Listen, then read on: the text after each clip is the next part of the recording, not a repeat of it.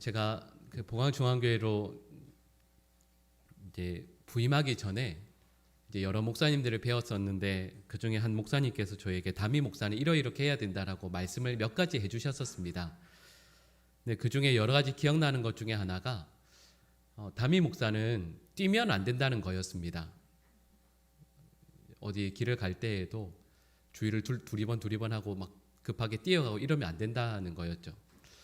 그래서 그 이유가 뭔지 여쭤봤더니 담임 목사가 뛰면 가벼워 보인다고, 무게 없어 보인다고, 위험이 없어 보인다라는 거죠. 제가 그 말을 듣고 곰곰이 생각해 보니까 그 말이 맞는 것 같았습니다. 왜냐하면 제가 아는 훌륭한 담임 목사님 중에서 뛰시는 걸 한 번도 못 봤거든요. 어느 분도 생각해 보니까 뛰는 걸 한 번도 본 적이 없었습니다. 그래서 그때 생각하기를 담임 목회자로서 위험 있게 좀 근엄하게 목회를 하려면 뛰면 안 되는구나라는 생각을 했었는데, 얼마 전에 그 내용이 다시 생각이 나서 곰곰이 다시 묵상을 하다가 담임 목사는 뛰면 안 되겠구나라는 생각을 다시 하게 되었습니다. 그건 저의 위험이나 어떤 무게감을 말씀하기 위한 것이 아니라, 여러분 담임 목회자가 뛰지 않으려면 어떻게 해야 되겠습니까?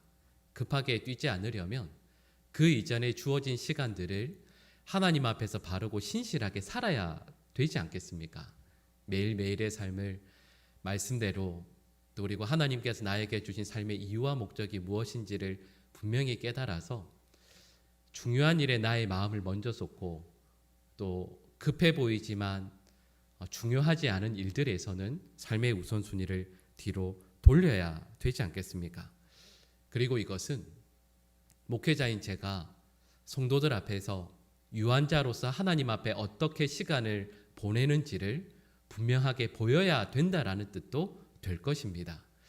그리고 나서 또다시 생각을 해보니, 그리고 나서 다시 복음서 말씀을 읽다가 알게 된 것이 있습니다. 그것은 예수님께서도 그 생애 가운데서 한 번도 뛰셨다라는 말씀이 복음서에 한 번도 안 나온다라는 거죠. 분명히 예수님께서는 공생의 3년의 시간을 참 바쁘게 보내셨습니다. 정말 바쁘게 지내셨죠. 그래서 제대로 주무실 시간도 없으셔서, 여러분 아시겠지만 예수님께서 타시던 배에 베개를 베고 주무시지 않습니까? 그만큼 예수님께서는 공생의 그 3년의 시간들을 참으로 바쁘고 힘들게 보내셨습니다. 그런데 또 우리는 알고 있죠. 예수님께서 그 시간 동안 참으로 바쁘셨지만 그 시간 중에 단 한 번도 헐레벌떡 뛰어다니신 적은 또 한 번도 없으셨던 것 같습니다.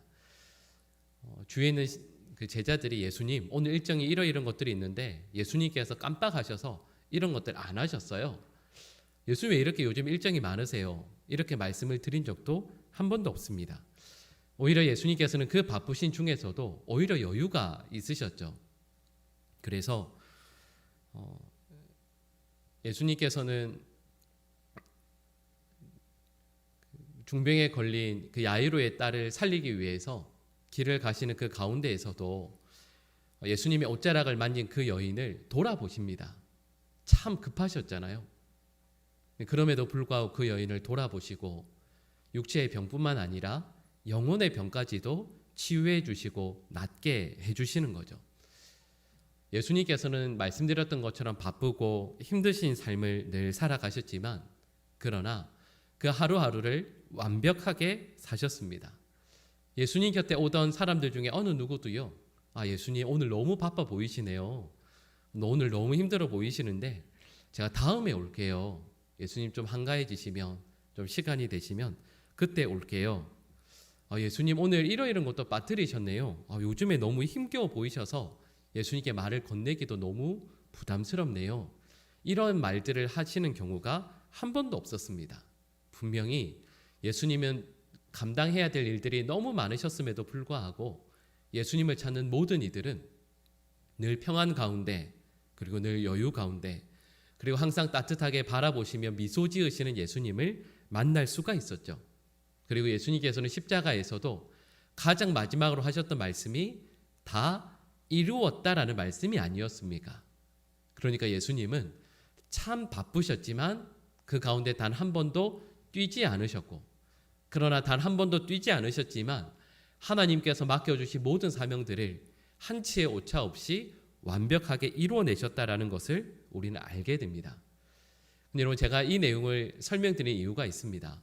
여러분, 오늘 본 말씀을 쓰고 있는 사도 바울은, 이 빌립보서 말씀을 쓰고 있는 사도 바울은 삶의 분명한 목표가 있었습니다. 삶의 목표, 삶의 방향이 있었는데, 이런 그걸 가장 단적으로 말씀을 드린다면 바로 예수님을 온전히 닮아내는 것 아니겠습니까? 예수님을 닮기 위해서 사도 바울은 그렇게 애를 썼죠. 그러니까 그가 가장 원했던 것은 예수님처럼 사는 것이고 또 예수님처럼 죽는 것이었겠죠. 그러니까 앞에 말씀드렸던 내용을 적용해 보자면 사도 바울 또한 예수님처럼, 예수님 저도 저의 삶을 하나님 앞에서 정리하게 되는 바로 그 순간, 하나님 앞에 서게 되는 바로 그 순간, 하나님 저의 삶을, 저에게 주신 사명을 다 이루었습니다 라는 고백을 드리는 사람, 그런 성도로 살기 원하지 않았겠습니까? 하나님 앞에 서게 됐을 때 하나님 어떻게 하죠? 맡겨주신 사명 제가 한 반 정도밖에 감당하지 못했습니다. 그런 고백을 드리지 않기 위해서 사도 바울은 최선을 다했습니다. 그러했던 사도 바울의 삶의 좌우명이 있죠. 사도행전 20장 24절 말씀인데요. 우리 같이 한번 읽어볼까요? 같이 읽겠습니다. 내가 달려갈 길과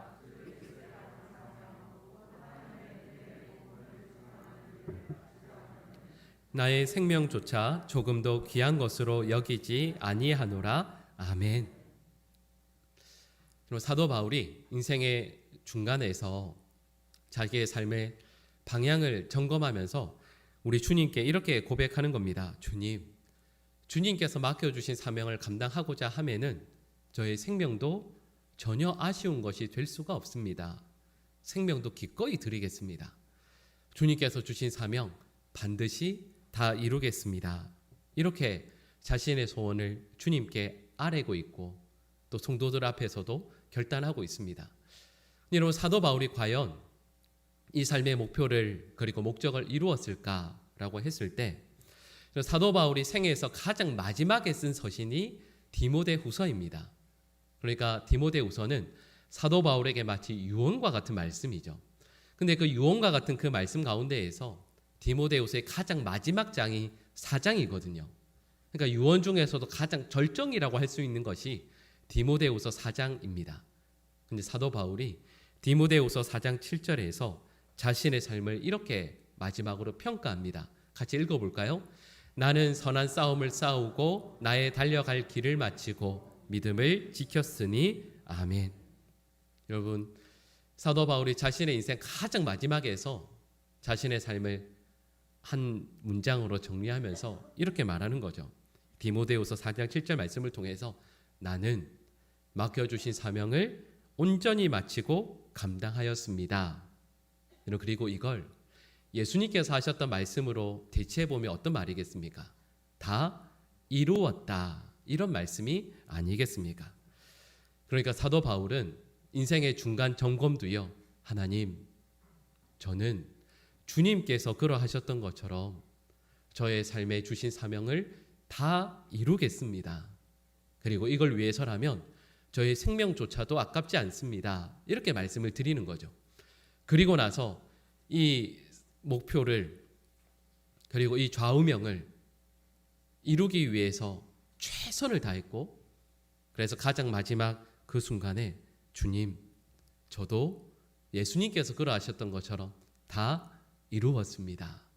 이렇게 말씀을 드리고 있는 거죠. 여러분, 사도 바울의 최후 고백은 주님, 저도 예수님처럼 살았고 예수님처럼 죽게 됩니다. 그러니 저도 예수님처럼 부활하지 않겠습니까? 이렇게 주님 앞에 올려드리는 거죠.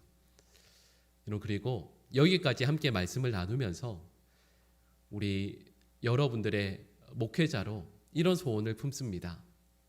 우리 모든 성도들이 주님께서 우리 각자에게 주신 사명을 온전히 다 이루게 되시기를 축복합니다. 주님 앞에 섰을 때 주님, 저 아시죠? 저 설렁설렁 살다가 왔어요. 대충 하다가 그래도 이만큼 한 게 어디예요? 그렇게 말씀하시는 분은 한 분도 없으시기를 축복합니다.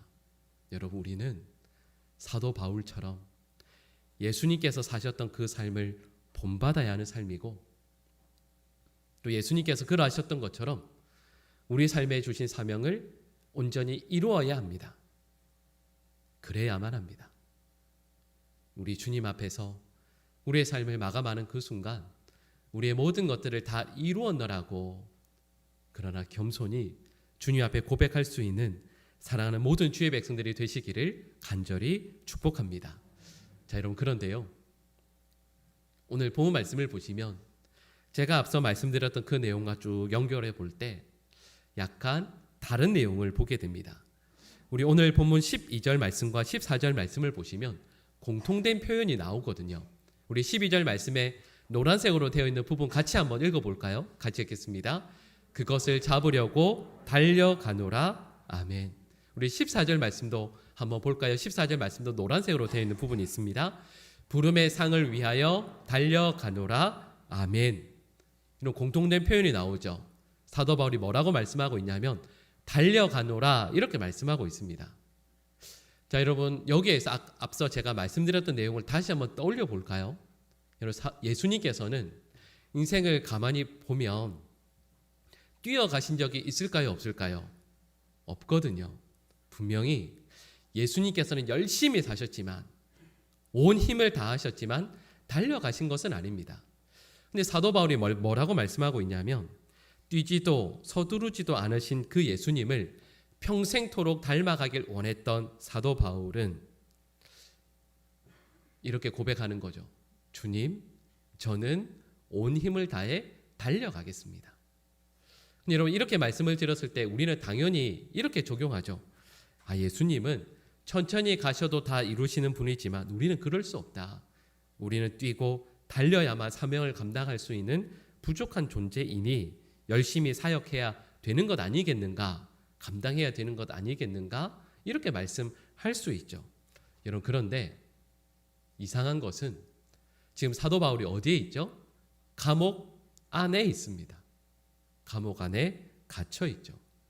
그러니까 여러분, 감옥 안에서 열심히 달린다라는 표현이, 열심히 사역을 감당한다라는 표현이 과연 어떤 의미가 있을까라는 고민을 하게 됩니다. 여러분, 그런데 더 중요한 문제가 있습니다. 제가 방금 말씀드렸던 이 흐름에서는 열심히 달린다라고 했을 때 하나님께서 나에게 맡겨주신 어떤 사명을 이루어내기 위해서 열심히 노력한다라는 뜻이 그 속에 포함되어 있지 않습니까? 여러분, 그런데 사도 바울이 고백하고 있는 그 사명의 내용이 저희가 생각하는 것과 좀 다릅니다.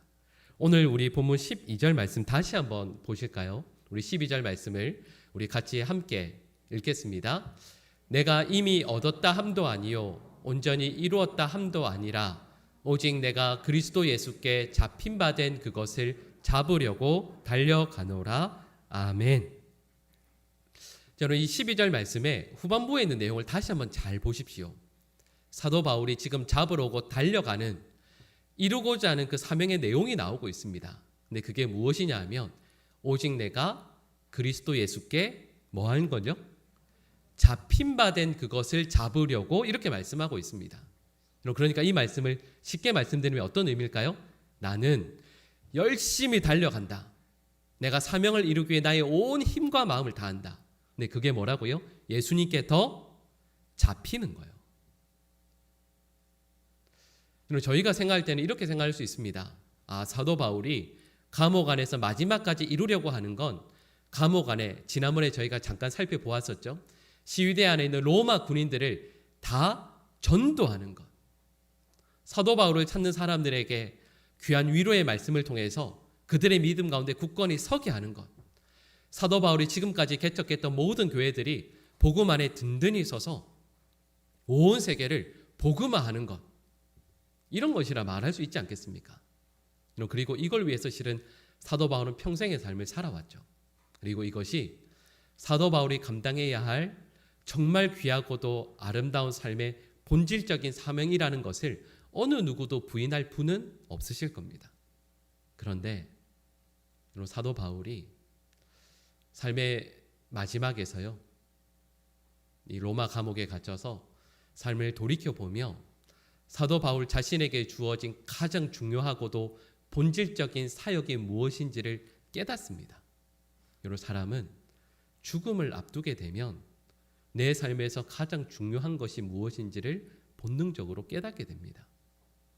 사도 바울이 깨닫게 된 것이 무엇이냐면, 말씀드렸던 그 많은 일들을 감당하는 것도 맞아요. 사도 바울의 삶에 너무 중요한 일이죠.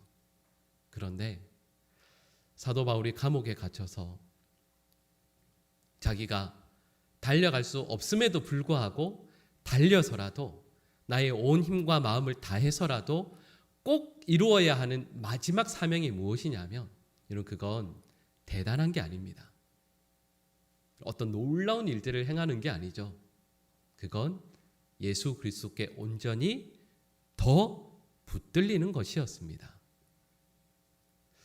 실은 이게 참 실망되는 표현일 수도 있습니다. 교회를 더 멋지고 아름답게 일구어내는 것, 더 큰 일 이루어내는 것, 다른 사람들보다 더 대단한 일을 이루어내는 것, 그런 게 아닙니다. 귀하죠. 이것이 귀하지 않다는 뜻이 결코 아닙니다. 그런데 감옥에 갇힌 사도 바울이, 한 번도 뛰지 않으셨던 예수님의 삶을 너무 잘 알고 있는 사도 바울이, 그런데 내가 뛰어야 한다면, 온 힘을 다해서 뛰어서 꼭 이루어내어야 하는 것이 있다면 그건 다른 게 아니고요, 예수님께 더 온전히 붙들리는 것이었습니다. 여러분, 그리고 이것이 사도 바울이 말씀하고 있는 우리 그리스도인의 삶이라 말씀하고 있는 거죠. 여러분, 지금 사도 바울은 감옥에 갇혀 있습니다. 여러분, 사람들은 싫어하는 게 있죠. 그게 뭐냐면 갇히는 것, 구속당하는 것, 잡히는 것, 내 자유가 구속당하는 것, 이런 거 아무도 안 좋아합니다. 다 싫어하죠. 사람들이 좋아하는 단어는 자유입니다. 더 좋아하는 단어는 더 큰 자유이겠죠. 그런데 사도 바울은 지금 로마 감옥에 갇혀 있습니다. 여러분, 감옥에 갇혀 있는 사도 바울이 가장 싫어할 단어가 방금 말씀드린 붙잡힘, 억압, 갇힘, 이런 단어 아니겠습니까? 사도 바울에게 가장 필요한 단어, 그래서 가장 원하는 단어는 자유이겠죠. 근데 사도 바울이 간절히 원하는 것이 무엇이냐면, 온 힘을 다해서 꼭 얻고자 하는 것이 무엇이냐면 예수님께 더 붙들리고 잡히는 것이었습니다. 여러분, 그리고 이것이 나의 자유는 점점 더 작아지고 내 삶에서 예수님의 자유는 점점 더 커지길 원하는 것, 여러분, 이게 사도 바울의 삶이었죠. 여러분, 그리고 방금 말씀드린 여기에서 저희는 그리스도인의 정체성이 무엇인가를 다시 한번 깨닫게 됩니다. 여러분, 그리스도인은 다른 존재가 아닙니다. 예수 그리스도께 온전히 붙들린 인생이죠. 여러분, 그리고 이 정체성을 매일 확인만 해도, 매일 떠올리기만 해도, 그리고 이 사실을 잊지 않기만 해도 여러분, 분명히요, 우리의 삶은 달라지게 될 것입니다. 정말 내가 예수님께 붙잡힌 인생, 그리고 이것이 내 삶의 유일한 목표요, 삶의 이유라고 고백할 수 있다면 여러분, 분명히요, 우리는 우리가 알고 있는, 머릿속에 떠올리는 그리스도인다운 삶을 살아가게 될 것입니다. 세상의 사람들은 돈이 전부인 것처럼 살아가는 이들이 많이 있죠. 그리고 여러분, 그분들은 돈으로 살 수 없는 영혼을 결코 누릴 수 없습니다. 제가 만났던 분들 가운데서 자존심이 정말 센 분들이 있거든요. 자존심만 강한 사람이라고 스스로도 이야기합니다. 근데 그분들은 자존심 이외에는 붙들 것이 없는 분들이죠. 영원하지 않은 것을 붙들고 살아가는 사람이 있는가 하면 인생에 독이 될 수밖에 없는 것들을 끝까지 붙들고 살아가는 사람들 또한 있습니다. 그들 모두는 불행할 수밖에 없죠.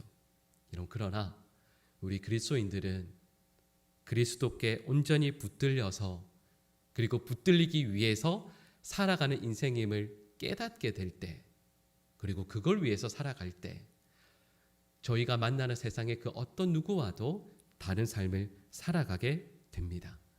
예전에 읽었던 글 중에서 여러분 짧은 글인데 아마 여러분들께서도 들어보시지 않으셨을까 싶습니다. 글의 제목이 내게 하나님은 3등입니다 라는 글입니다. 거기에서 보시면 이런 내용들이 나오죠. 하나님은 일의 부분에서도 나에게 3등입니다. 나에게 1등인 일은 내가 하고 싶은 일, 2등은 내가 해야 되는 일, 3등은 내가 하나님을 만나는 일. 그래서 우리는 이렇게 하죠. 내가 하고 싶은 일을 하고 나서 그 다음에 해야 되는 일을 하고 그 다음에 하나님을 만나는 일을 하게 됩니다.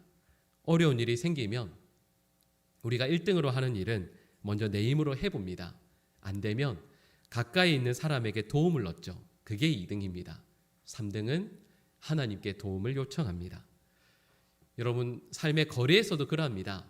나에게 1등은 나 자신의 1등이고 2등은 내 마음을 알아주는 사람이 2등이죠. 3등이 하나님입니다. 여러분 그런데 그 글에서 말씀하고자 하는 말은 이거죠. 나한테는 하나님이 3등인데 우리 하나님께는 내가 1등이라는 겁니다. 내 곁에 아무도 없을 때, 나를 알아주는 사람 없을 때, 외로움에 소스라치며 눈물 쏟고 있을 때 나에게 가장 먼저 달려와서 나와 함께 계시는 분은 우리 하나님이시라는 거죠. 사도 바울이 이 말씀하는 겁니다.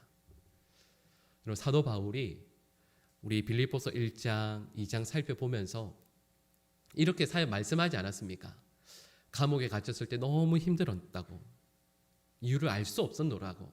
그런데 이 시위대 감옥에서 내가 만나는 로마 시위대 그 군인들, 그 장교들에게 복음을 전하면서 하나님께서 나를 이곳에 왜 보내셨는지를 비로소 알게 되었노라고.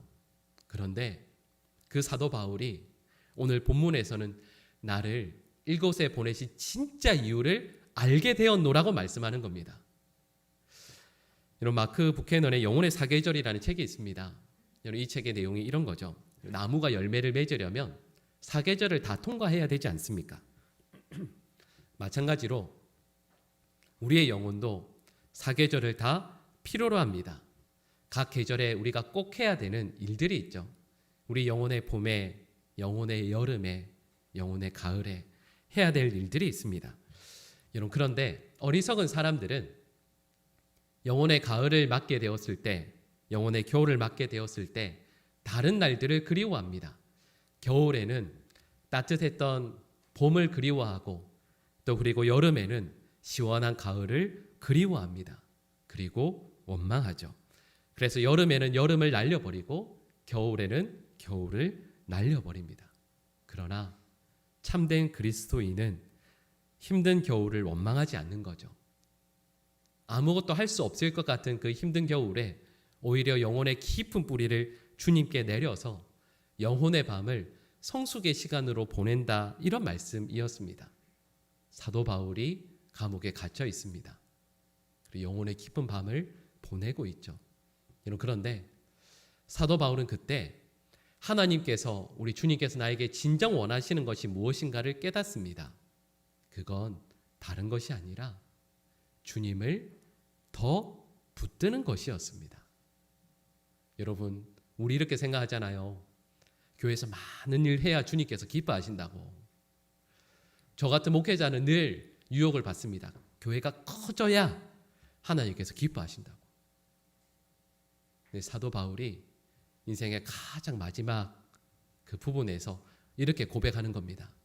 하나님께서 진정 기뻐하시는 것은, 우리 주님께서 진정 기뻐하시는 것은 주님께 더 가까이 나아가는 것이다. 주님을 결코 놓지 않는 것이다. 우리 올해 교회 표어처럼 하나님께 가까이함이 세상 그 어디 곳에서도 누릴 수 없는, 아니 우리에게 주신 가장 큰 복이라는 것을 사도 바울이 고백하시는 겁니다. 여러분 주님께 가까이 한다라는 것, 여러분 그것이 어떤 것이겠습니까? 여러분 우리는 여기에 대한 해답을 너무 잘 알고 있습니다. 하나님의 말씀을 늘 우리 삶에서 가까이 하는 것, 말로만 하는 것이 아니고요. 주일에 예배 드릴 때 성경을 처음 펴보는 것이 아니라 매일매일 주님께서 나에게 원하시는 말씀이, 원하시는 바가 무엇인지를 말씀을 통해 확인하는 것. 새벽 예배의 자리를, 수요 예배의 자리를, 이 주일 예배의 자리를 늘 지켜내는 것.